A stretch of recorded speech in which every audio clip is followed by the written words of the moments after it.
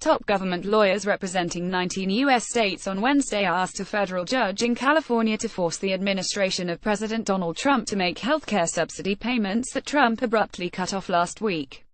The monthly payments would normally be scheduled to go out Friday. The states, led by California Attorney General Xavier Becerra, asked a judge in San Francisco for an emergency court order by 4 p.m. Thursday requiring they be paid on time. Becerra said Trump is illegally trying to sabotage the Affordable Care Act, President Barack Obama's healthcare law, which Trump opposes and has pushed unsuccessfully to repeal.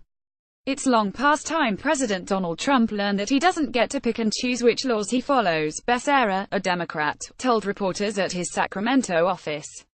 Trump's Health and Human Services Department announced last week that the administration will cut off payments to insurance companies that allow for lower consumer costs under the Obama health law. The payments, known as cost-sharing reduction, reimburse insurers for the costs of lowering co-payments and deductibles, which they're required to defer low-income customers who buy coverage through the healthcare marketplaces created by Obama's Affordable Care Act. Trump has said Obama's law is imploding and has criticized the subsidies as insurance company bailouts. The White House has said the government cannot legally continue paying the so-called cost-sharing subsidies because there is no formal authorization from Congress. However, the administration had been making monthly payments even as Trump threatened to cut them off to force Democrats to negotiate over healthcare. A bipartisan effort in Congress to restore the payments has run into opposition, and Trump has sent mixed messages about whether he would support it.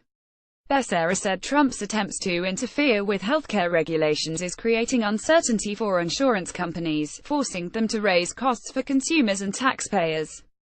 The state attorneys general filed a lawsuit last week attempting to prohibit Trump from cutting off payments, but Becerra said it could take months or more to resolve.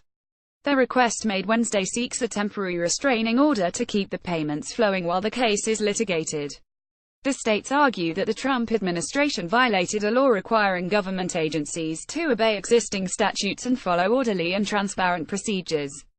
The states joining California in the lawsuit are Connecticut, Delaware, Illinois, Iowa, Kentucky, Maryland, Massachusetts, Minnesota, New Mexico, New York, North Carolina, Oregon, Pennsylvania, Rhode Island, Vermont, Virginia and Washington, along with the District of Columbia.